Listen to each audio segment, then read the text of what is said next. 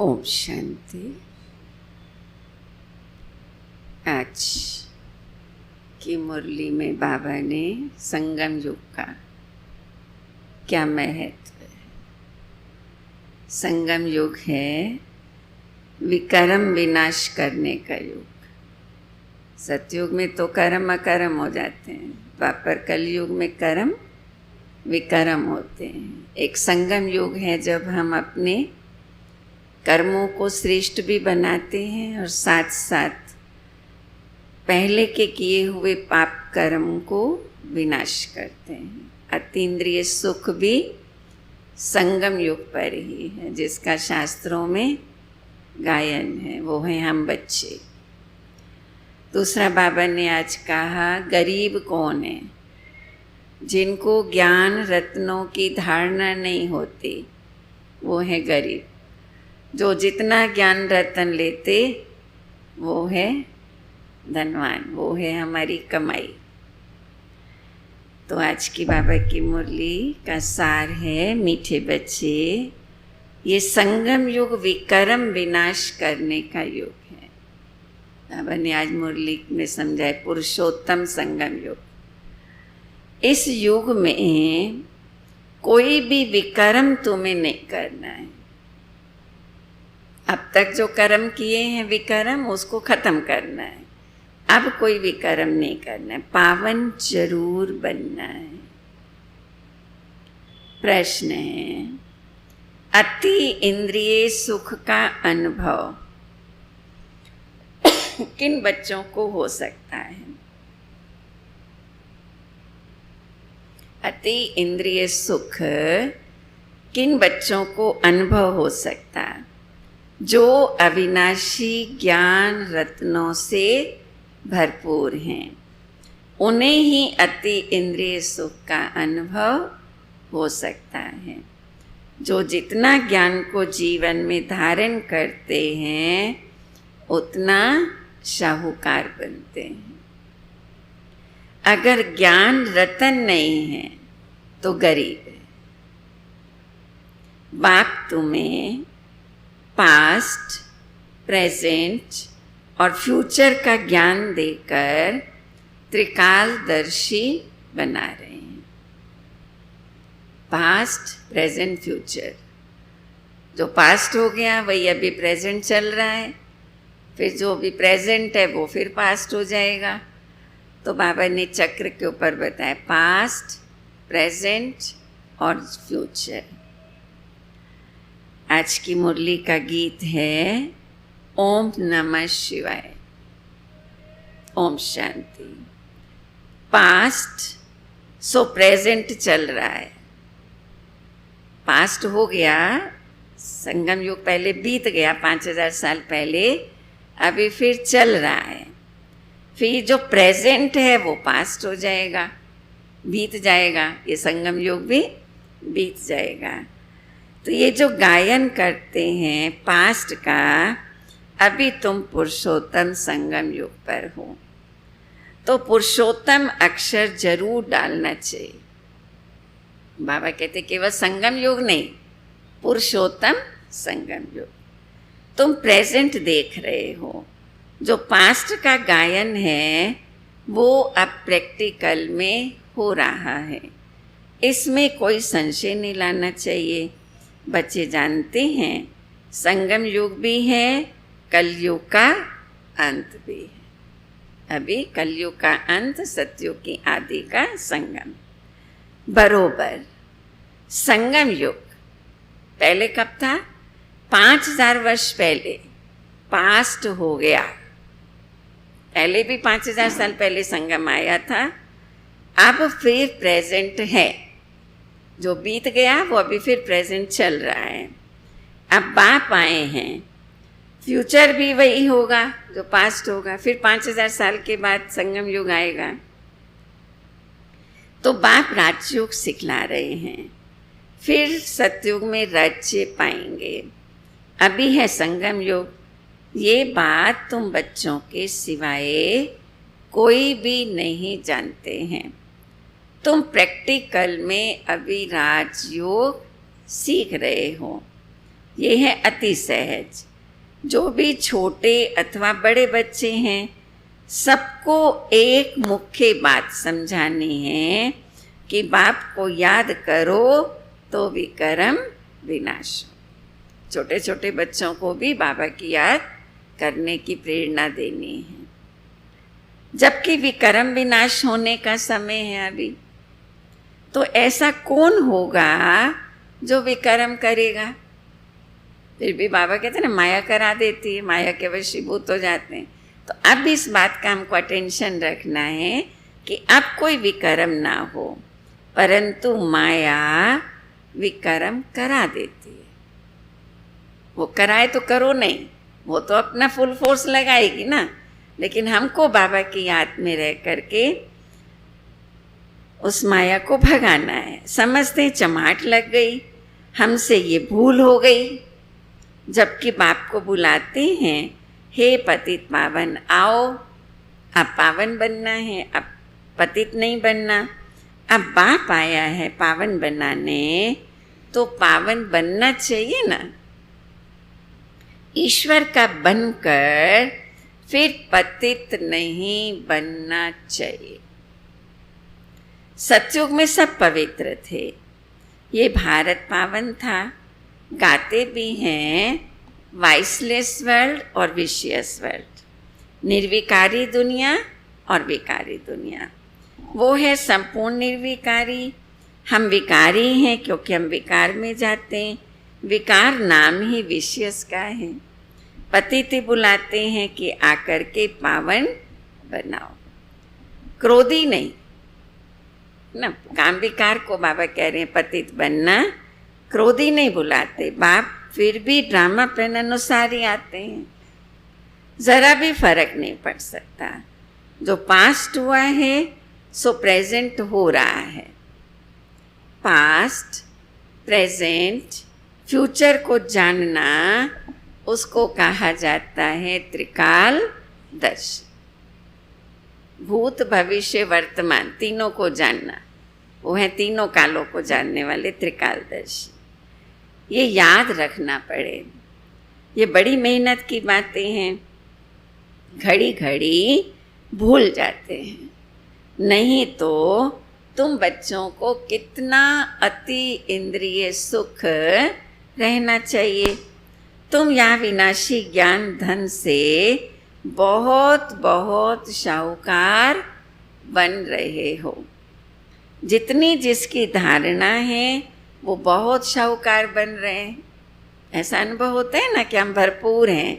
ज्ञान धन जिसके पास जितना ज़्यादा है वो अपने आप को सुख, शांति, खुशी, शक्ति से भरपूर करते, ये सारे धन हमको प्राप्त हो जाते हैं। वो बहुत शाहूकार बन रहे हैं, परंतु नई दुनिया के लिए अभी भी हमें ये धन मिल जाता है, खुशी का धन, शांति का धन, पवित्रता का खजाना। फिर सतयुग में भी बहुत सारे खजाने मिल जाएंगे। तुम जानते हो हम जो कुछ करते हैं सो फॉर फ्यूचर नई दुनिया के लिए। बाप आए हैं नई दुनिया की स्थापना करने, पुरानी दुनिया का विनाश करने। हूबहू कल्प पहले मिसल ही होगा, जैसे 5000 साल पहले हुआ था। तुम बच्चे भी देखेंगे, नेचुरल कैमिटीज भी होनी है। अर्थक्वेक हुई और ख़त्म, ठीक है। विनाश में प्राकृतिक आपदाएं भी होंगी, बॉम्ब्स भी होंगे और आपसी गृह युद्ध भी होंगे। भारत में कितनी अर्थक्वेक होगी? भारत में ज़्यादा जो परिवर्तन होगा वो प्राकृतिक आपदाओं के द्वारा ज़्यादा होगा। हम तो कहते हैं ये तो होना ही है, कल्प पहले भी हुआ है। भूकंप, भूचाल आदि पहले भी हुए हैं। तब तो कहते हैं ना सोने की द्वारिका नीचे चली गई। शास्त्रों में वर्णन आता है ना, तो भूकंप होता है तो क्या होता है, चीज़ पूरा का पूरा सब चीज़ें नीचे चली जाती हैं। बच्चों को अच्छी रीति बुद्धि में बिठाना चाहिए। हम 5000 वर्ष पहले भी हमने नॉलेज ली थी, इसमें ज़रा भी फर्क नहीं। बाबा 5000 वर्ष पहले भी हमने आपसे वर्षा लिया था, हमने अनेक बार आपसे वर्षा लिया है, उनकी गिनती नहीं कर सकते। कितनी बार लिया? अनगिनत बार बाबा से वर्षा लिया है। कितनी बार तुम विश्व के मालिक बनते हो, फिर फकीर बनते हो। इस समय भारत पूरा फकीर है, फिर बाबा आके शाहूकार बनाते, अमीर बनाते। तो ये खेल है फकीर और अमीर का। तुम लिखते भी हो ड्रामा प्लान अनुसार। ये वो ड्रामा अक्षर नहीं कहते, उनका प्लान ही अपना है। तुम कहते हो ड्रामा प्लान अनुसार हम फिर से स्थापना कर रहे हैं। 5000 वर्ष पहले माफिक कल्प पहले जो कर्तव्य किया था सो अब भी श्रीमत द्वारा करते हैं। श्रीमत द्वारा ही शक्ति लेते हैं। शिव शक्ति नाम है ना, तो तुम शिव शक्तियाँ देवियाँ हो। शिव शक्तियाँ क्यों नाम है? क्योंकि शिव बाबा से ही शक्ति लेते हो, जिनका मंदिरों में पूजन होता है देवियों का।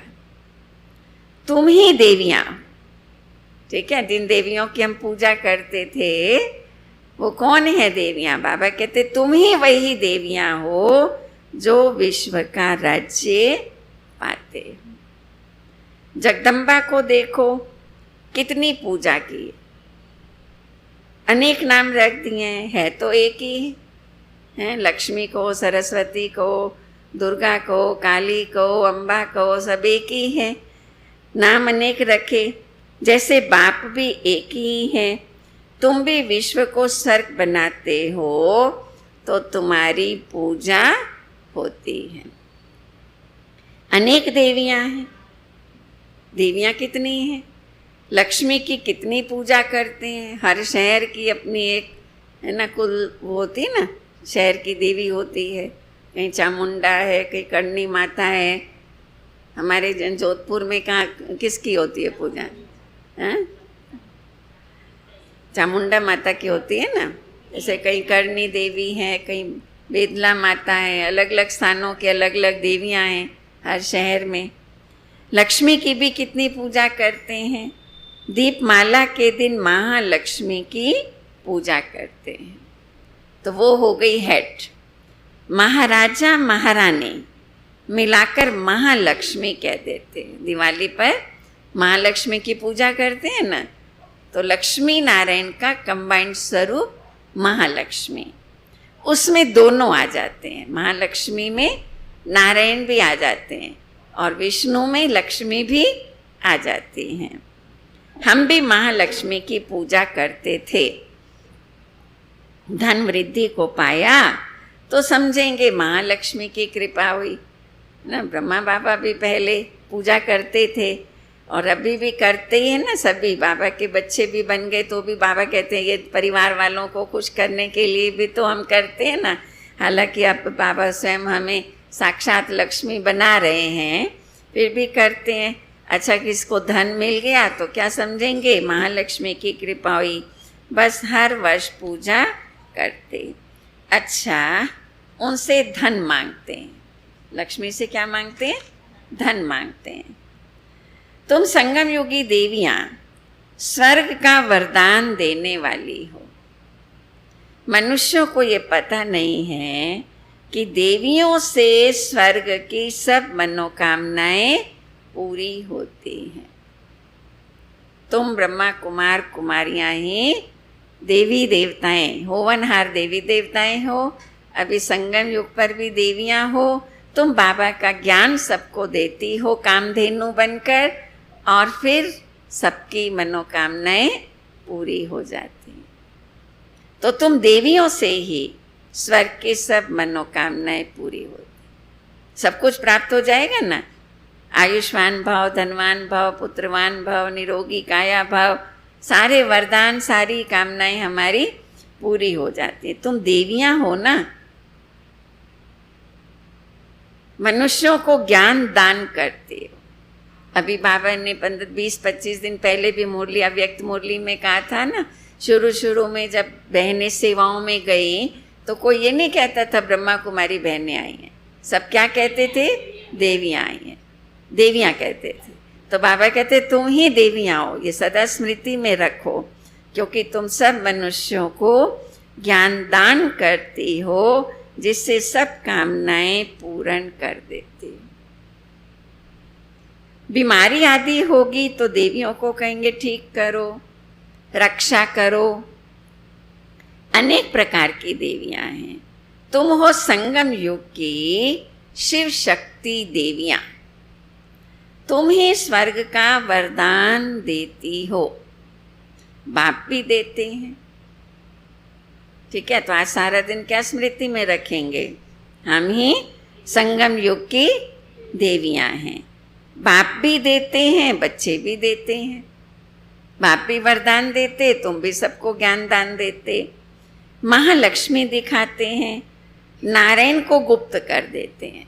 महालक्ष्मी की पूजा में नारायण की पूजा है, लेकिन वो गुप्त है। बाप तुम बच्चों का कितना प्रभाव बढ़ाते हैं, बच्चों को आगे रखते हैं। देवियाँ 21 जन्म के लिए सुख की सब कामनाएं पूरी करते हैं। लक्ष्मी से धन मांगते हैं। बाबा ने बच्चों को आगे रखा ना सदा, अपने से भी ऊंचा बनाया, खूब तो गुप्त रहा, तभी तो गायन है। अपने आप सभी कुछ करके अपने आप छिपाया, करता तो वही है, पर नाम किसका होता है। ब्रह्मा कुमारियों ने बहुत अच्छा सेवा की है, बहुत अच्छा काम कर रहे हैं, पर करने वाला तो वही है। ब्रह्मा बाबा भी गुप्त रहे, शिव बाबा भी गुप्त रहे। बाबा तुम्हारा प्रभाव बढ़ाते हैं। तो तुम देवियाँ सबकी मनोकामनाएं पूरी करती हो। धन के लिए मनुष्य अच्छा धंधा आदि करते, तुमको तो बाप आकर सारे विश्व का मालिक बनाते हैं, अथाह धन देते।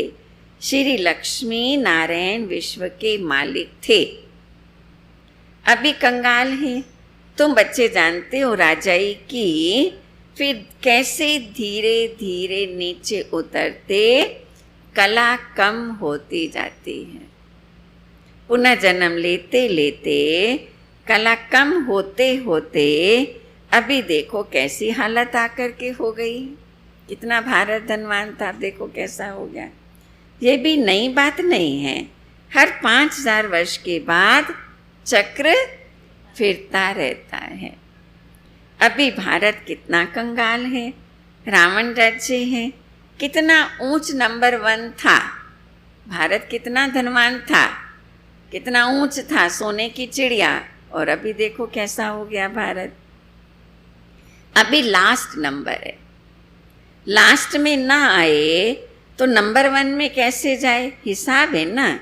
धीरज से अगर विचार सागर मंथन करें तो सब बातें आपे ही बुद्धि में आ जाएंगी। कितनी मीठी मीठी बातें हैं।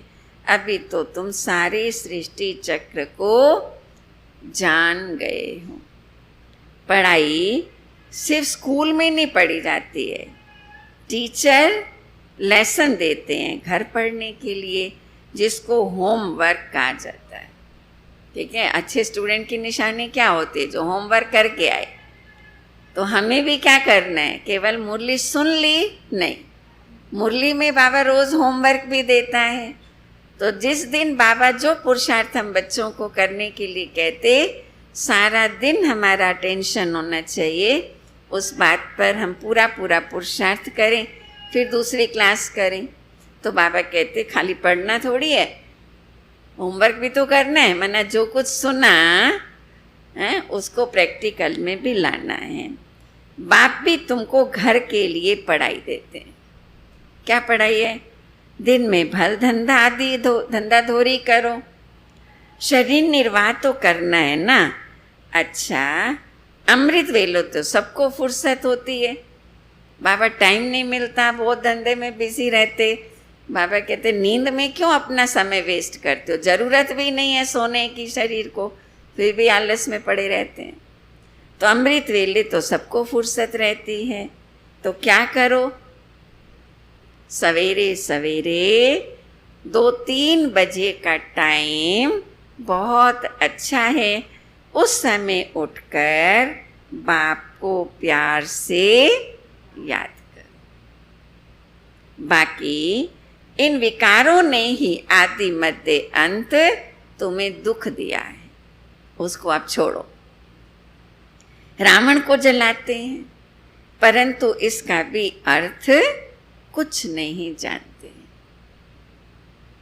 बस सिर्फ परंपरा से रावण को जलाने की रस्म चली आई है। ड्रामानुसार ये भी नोंद है, रावण को मारते आए हैं परंतु रावण मरता ही नहीं, है ना। बाबा साकार में थे तब बाबा ने पर्चे छपवाए थे और बांटे थे सबने। कौन सा? रावण अभी मरा नहीं है, जिंदा है। ठीक है, तो फिर पढ़ेंगे तो सोचेंगे ना, अरे अभी रावण जिंदा कैसे हैं? अभी 1 महीना पहले, 10 दिन पहले, परसों ही तो रावण को जलाया और ये कह रहे नहीं है, तो फिर आएंगे ना समझने के लिए। तो बाबा कहते रावण मरता ही नहीं, ये समझाना है। अब तुम बच्चे जानते हो ये रावण को जलाना बंद कब होगा? तुम अभी सच्ची सच्ची सत्यनारायण की कथा सुनते हो, ठीक है। जब कलयुग खत्म होगा तो रावण जल जाएगा, विकार हमारे खत्म होंगे, सत्युग आएगा तो रावण का जलना भी बंद हो जाएगा। तुम जानते हो अभी हमको बाप से वर्षा मिलता है, बाप को न जानने के कारण सब निधन के हैं। बाप जो भारत को स्वर्ग बनाते उनको ही नहीं जानते। ये भी ड्रामा में नोंद है। सीढ़ी उतरते तमो प्रधान बने तब तो बाप आए, परंतु अपने को तमो प्रधान समझते थोड़ी हैं। बाप कहते हैं इस समय सारा झाड़ ही जड़जड़ी भूत अवस्था को पाया हुआ है, एक भी सतो प्रधान नहीं है। तमो सतो प्रधान होते ही हैं शांति धाम में और सुख धाम में, अभी हैं तमो प्रधान। या तो परम धाम में है पवित्र पावन सतो प्रधान, या सतयुग में है। बाप आकर तुम बच्चों को अज्ञान नींद से जगाते हैं, तुम फिर औरों को जगाते हो, जगते रहते हैं। ठीक है, जैसे जैसे बाबा का ज्ञान मिलता जाएगा तो जगते जाएंगे। जैसे मनुष्य मरते हैं तो उनका दीवा जलाते हैं कि रोशनी में आ जाए। अब ये है घोर अंधियारा, आत्माएं वापस अपने घर जा न सके तो वो क्या समझते हैं, आत्मा को रास्ता दिखाने के लिए 13 दिन तक वो दीपक जलाने की रस्म भारत में बनी हुई है। अब बाबा कहते कोई भी आत्मा तो वापस जा ही नहीं सकती है, मैं ही आकर के आत्माओं की जोत जगा करके सबको वापस ले जाता हूँ। अब वो सूक्ष्म आत्मा, उसको स्थूल दिए से थोड़ी कोई रास्ता दिखाना है, पर है कौन सी रास्ता बताने की बात, उन्होंने वो स्थूल बात एक बता दी है। तो बाबा कहते आत्माएं वापस घर जा नहीं सकती, भल दिल होती है दुख से छूटे, परंतु एक भी छूट नहीं सकते। जिन बच्चों को पुरुषोत्तम संगम युग की स्मृति रहती है वो ज्ञान रत्नों का दान करने बगैर रह नहीं सकते। हम संगम युग में हैं, अब सतयुग आने वाला है, ये स्मृति रहेगी तो कितनी खुशी रहेगी। अरे हमने जो पाया है वो हमारे और बच्चे भी बाबा की, हमारे भाई बहन और आत्माएं तो बाबा की संतान है, सारे विश्व की आत्माओं को भी ये संदेश मिले तो वो ज्ञान रत्नों का दान बिगड़ रह नहीं सकती। जैसे मनुष्य पुरुषोत्तम मास में बहुत दान पुण्य करते हैं ना,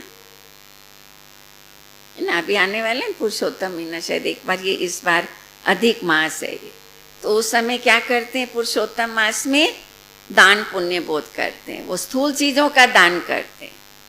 वो ये समझते हैं दान पुण्य करना है, कथा करनी है, कितना भी वो होगा लेकिन पवित्रता की धारणा में भी जरूर रहेंगे। 1 महीना अगर हमने धर्माऊ मास कहते हैं उसको, ये दान पुण्य कर लिया, कथा सुन ली, भगवान को याद कर लिया, फिर 3 साल नहीं करेंगे तो चलेगा। तो बाबा कहते वो है पुरुषोत्तम मास और ये है पुरुषोत्तम युग। तो जैसे वहाँ पर दान पुण्य का लक्ष्य रहता है तो यहाँ पुरुषोत्तम संगम युग पर भी हमें ये ज्ञान रत्नों का दान करना है कि हमारा समय, हमारा श्वास, हमारा तन, मन, धन सब बाबा की सेवा में सफल होना चाहिए। ऐसे पुरुषोत्तम संगम युग में तुम्हें ज्ञान रत्नों का दान करना है। ये भी समझते हो स्वयं परम पिता परमात्मा पढ़ा रहे हैं, कृष्ण की बात नहीं है। कृष्ण तो है सतयुग का पहला प्रिंस, फिर तो वो पुनर्जन्म लेते आते हैं। श्री कृष्ण श्री बाबा पढ़ाते, तो बाबा ने पास्ट, प्रेजेंट, फ्यूचर का राज समझाया है। तुम त्रिकालदर्शी बनते हो और कोई त्रिकालदर्शी बना नहीं सकते, बाबा ही बनाता है, क्योंकि बाबा के पास ही तीनों कालों का, तीनों लोकों का ज्ञान है। सृष्टि के आदि मध्य अंत का ज्ञान बाप को ही है, उनको ही ज्ञान का सागर कहा जाए, क्योंकि वही बीज रूप है ना, तो उसी के अंदर ही सारा ज्ञान समाया, तो वही दे सकता है और कोई दे नहीं सकता। ऊंच ते ऊंच भगवान ही गाया है, वही रचिता है। हेमनली गॉड फादर अक्षर बड़ा क्लियर है, हेवन स्थापन करने वाला। शिव जयंती भी मनाते हैं, परंतु वो कब आए, क्या किया, कुछ नहीं जानते। जयंती के अर्थ का ही पता नहीं, तो फिर मना के क्या करेंगे। ये भी सब ड्रामा में नोंद है।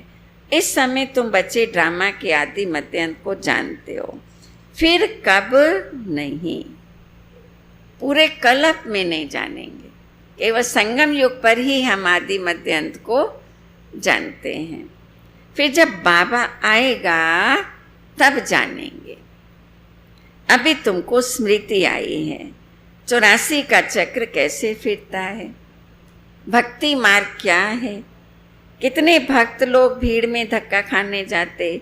बाबा ने तुमको उन सब से छुड़ा दिया है। अब कहीं भी इधर उधर भटकने की जरूरत नहीं है। बाबा मिल गया, जैसे सागर के कंठे पर आ गए। अब तुम जानते हो हम श्रीमत पर फिर से भारत को श्रेष्ठ बना रहे हैं। श्रीमत से ही श्रेष्ठ बनते हैं। श्रीमत संगम युग पर ही मिलती है। तुम यथार्थ रीति से जानते हो हम पहले कौन थे, फिर कैसे ये बने।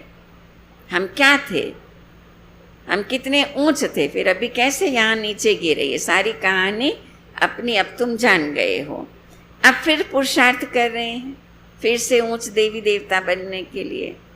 पुरुषार्थ करते करते बच्चे अगर कभी फेल हो पड़ो तो क्या करो। पुरुषार्थ करते करते गिर गए, धारणाएं हमारी टूट गई, तो क्या करो, फिर गिरे रहो क्या? नहीं, बाबा आज कह रहे हैं अगर गिर भी गए पुरुषार्थ करते करते तो बाबा को समाचार दो, बाबा इस सब्जेक्ट में मैं फेल हो गई हूँ, ये धारणा मेरी टूट गई है, अब मैं क्या करूँ, बाबा को समाचार दो। तो बाबा सावधानी देंगे फिर से खड़े होने की। ऐसे नहीं गिर गए तो गिरे रहे, कोई बात नहीं, बाबा तो फिर कई बातें सकाश भी देंगे, अच्छी अच्छी बातें बाबा पॉइंट्स बताएंगे हम बच्चों को आगे बढ़ने की। तो इसलिए कोई भी गलती हो जाए बाबा से छिपाओ नहीं, बाबा को सच सच अपना समाचार दो। कभी भी फेलियर होकर के बैठ नहीं जाना, कोई बात नहीं, फेल हो गए फिर वापस उठो, पुरुषार्थ करो, फिर से खड़े हो जाओ, दवाई कर लो। सर्जन तो बैठा है ना, चलो बीमारी आ भी गई, कोई विकार की बीमारी, फिर बाबा से दवाई ले लो, फिर खड़े हो जाओ। बाबा समझाते हैं 5 मंजिल से गिरने और 2 मंजिल से गिरने का फर्क कितना है। काम विकार है 5 मंजिल, इसलिए बाबा ने कहा है काम महाशत्रु है, उसने ही तुमको पतित बनाया। अगर गिर गए कि कमाई सारी चट हो गई तो भी बाबा कहते अच्छा फिर से पुरुषार्थ करो, लेकिन एक बार गिर तो गए, लेकिन अब बाबा जब आया है पावन बनाने तो अब दृढ़ संकल्प करो, प्रतिज्ञा करो कि अब हम पावन बनेंगे। पतित पावन बाप आकर के पावन बनाते हैं। जरूर संगम पर बनाएंगे। कलयुग अंत और सतयुग आदि का ये है संगम। बच्चे जानते हैं, बाप अभी कलम लगा रहे हैं, फिर पूरा झाड़ यहाँ बढ़ेगा। गीता में श्लोक आते हैं ना, मैं पुराने वृक्ष से नए वृक्ष की कलम लगाता हूँ। तो फिर से बाबा आकर के नई दुनिया की स्थापना कर रहे हैं, कलम लगा रहे हैं। झाड़ बढ़ेगा, ब्राह्मणों का झाड़ बढ़ेगा, फिर सूर्यवंशी चंद्रवंशी में जाके सुख पाएंगे। धीरे धीरे बाबा के ब्राह्मण बच्चों का झाड़ बढ़ता जाएगा, फिर वही सूर्यवंशी चंद्रवंशी में जाएंगे। कितना सहज समझाया जाता है। अच्छा, मुरली नहीं मिलती है, बाप को याद करो। ठीक है, आजकल तो मुरली सबको मिल जाती है ना मोबाइल पर, हैं, मोबाइल में, टीवी में। कितना अच्छा बाबा ने साइंस वालों की, इसलिए बाबा साइंटिस्ट की बहुत महिमा करते कि बाबा की सेवाओं को आगे बढ़ाने में साइंटिस्ट बच्चों का भी बहुत बड़ा रोल है। ये मुरली बाबा की तब की है जब मुरली पोस्ट में आती थी और बहुत कई बार नहीं आ पाती थी समय पर, तो बच्चे कहते थे बाबा मुरली नहीं आई, मुरली नहीं आई। तो बाबा कहते बच्चे अच्छा कोई बात नहीं, मुरली नहीं पहुंची है, पुरानी मुरलियाँ भी घर में रहती हैं, सेंटरों पे रहती हैं, वो पढ़ो और बाबा को याद करो।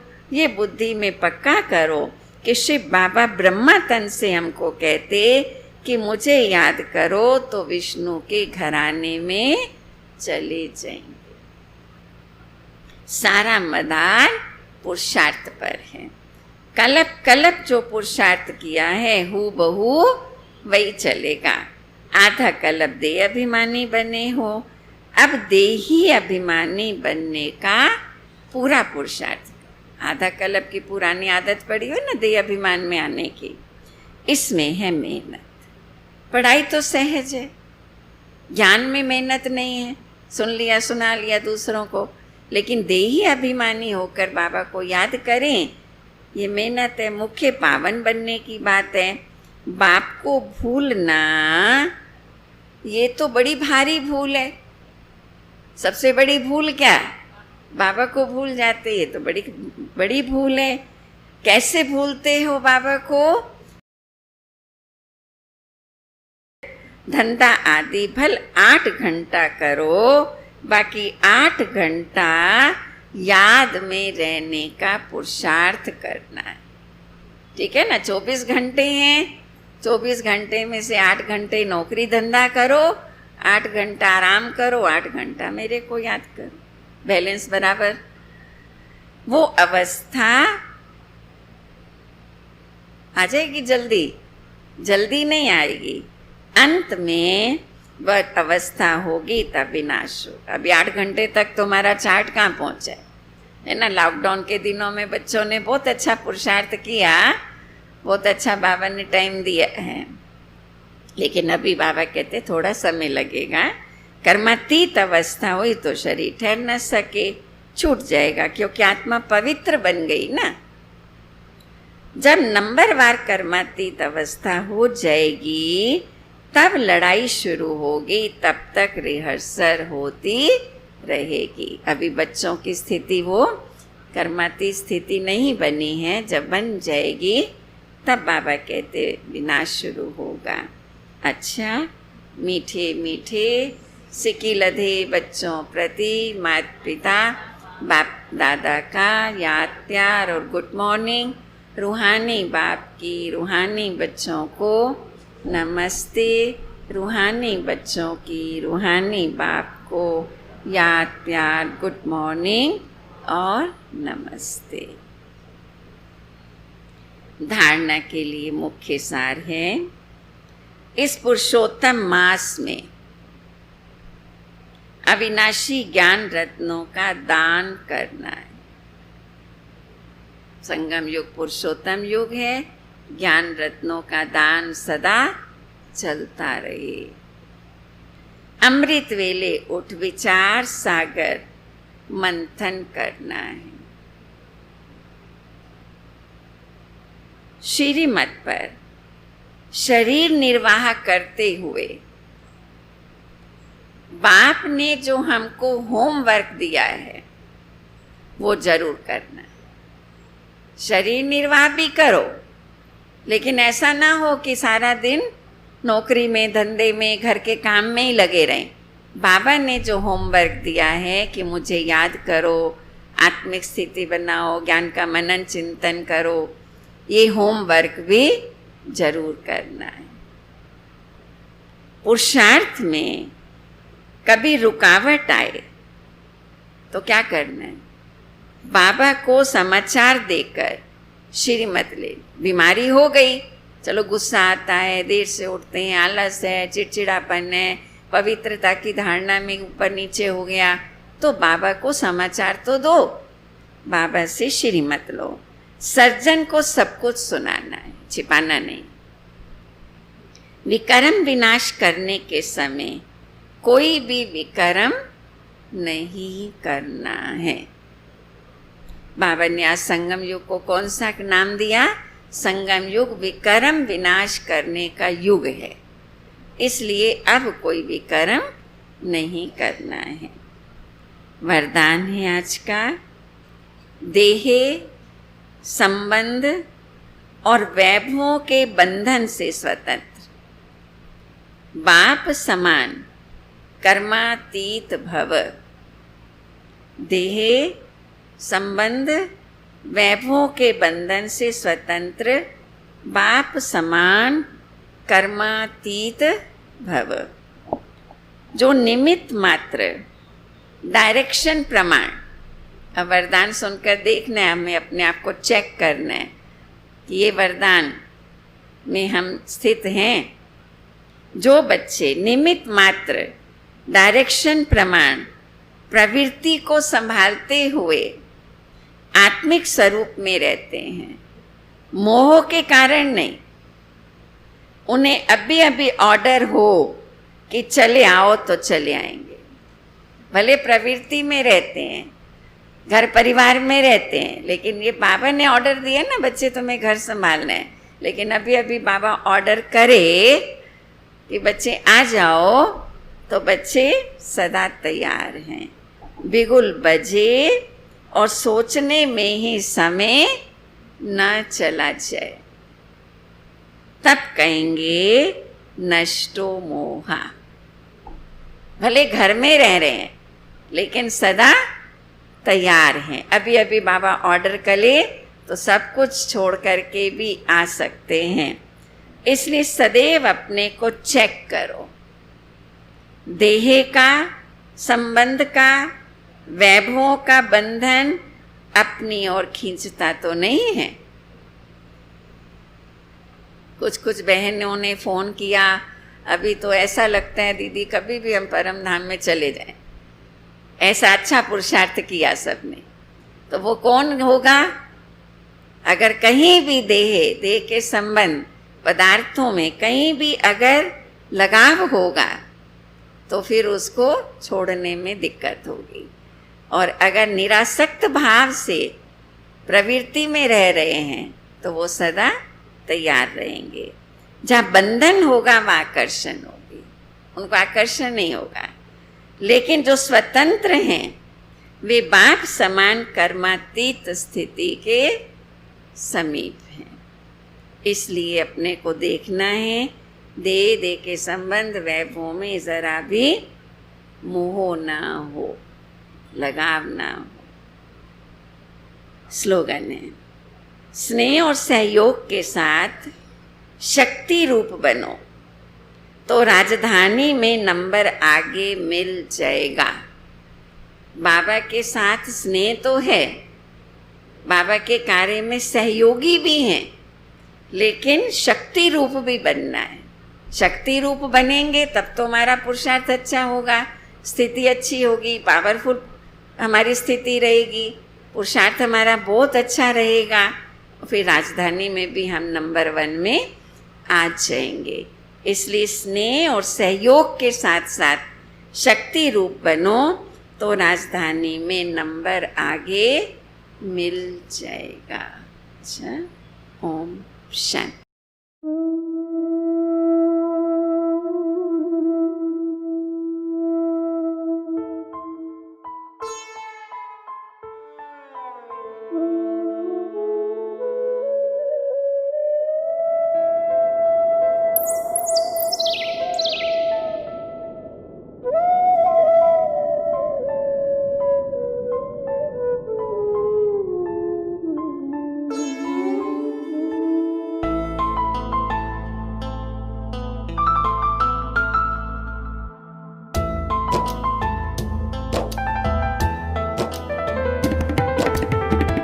मन पंछी उड़ो आतम वतन में,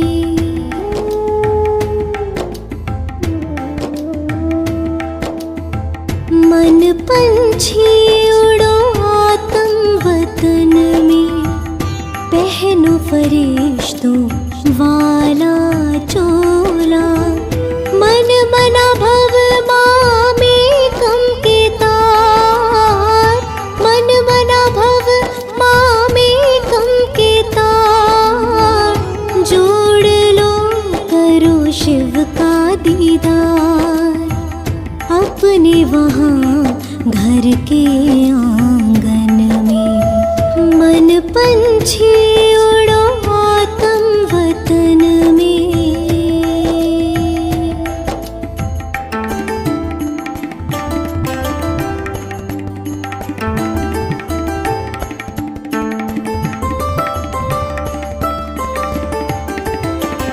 हाथों में अमृत की प्याली, फूलों से सजी हो भोग की थाली,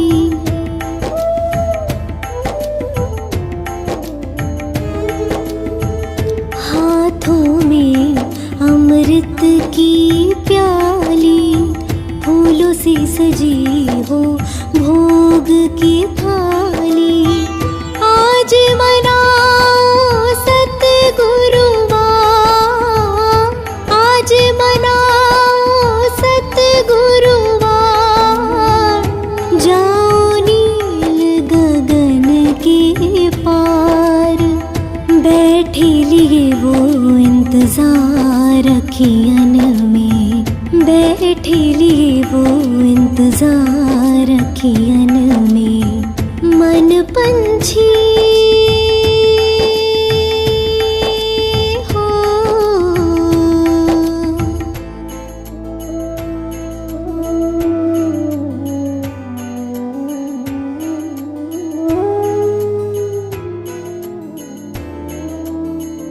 ब्रह्मा तन में शिव जी पधारे, सोए भाग जगाए हमारे,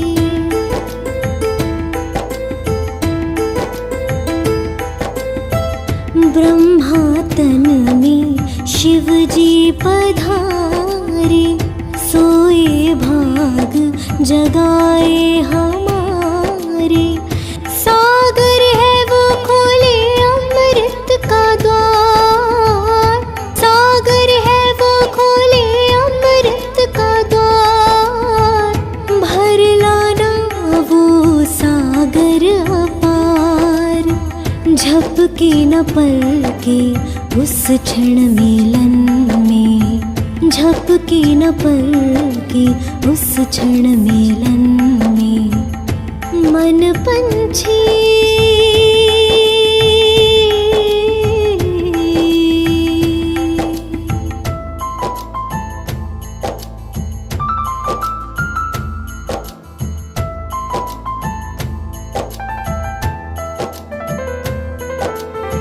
ले जाओ तुम यादें हमारी, कहना महक रही फुलवारी,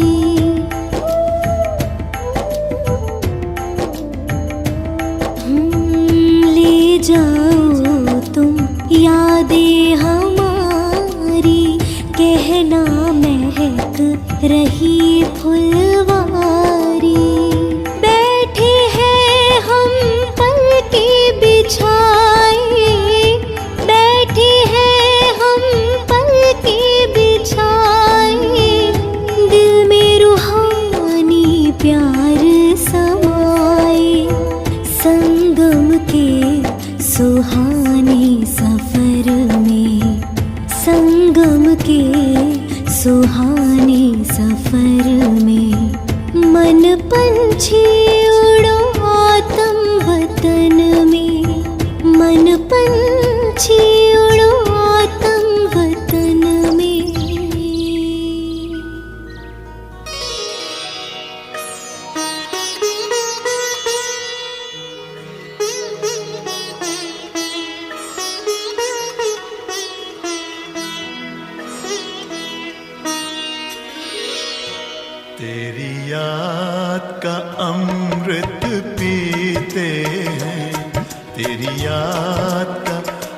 अमृत पीते हैं, तेरी याद में जीते हैं बाबा, तेरी याद में जीते हैं बाबा, तेरी याद का अमृत पीते हैं, तेरी याद का अमृत पीते हैं। रहे याद सदा ही साथ तेरी, रहे याद सदा ही साथ तेरी, बस और न हम कुछ चाहेंगे, बस और न हम कुछ चाहेंगे, तेरी याद का अमृत पीते हैं, तेरी याद का अमृत पीते हैं।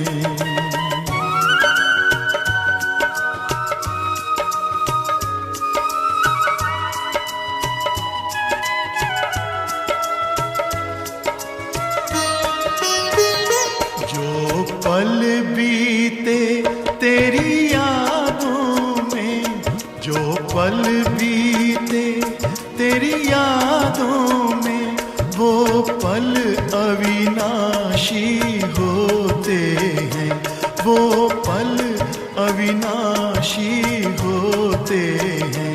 हर पल को सफल बना देंगे, हर पल को सफल बना देंगे, तेरी याद कभी ना छोड़ेंगे, तेरी याद कभी ना छोड़ेंगे, तेरी याद का अमृत पीते हैं, तेरी याद का अमृत पीते हैं।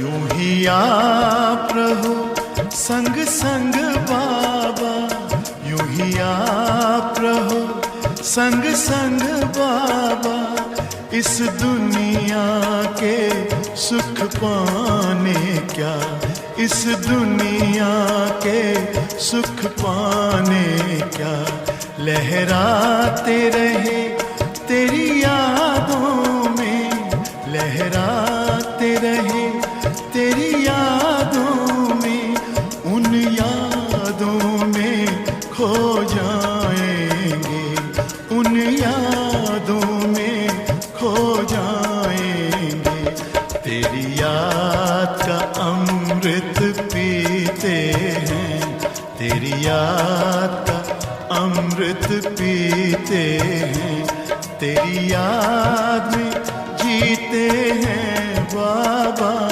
तेरी याद में जीते हैं बाबा, तेरी याद का अमृत पीते हैं, तेरी याद का अमृत पीते हैं।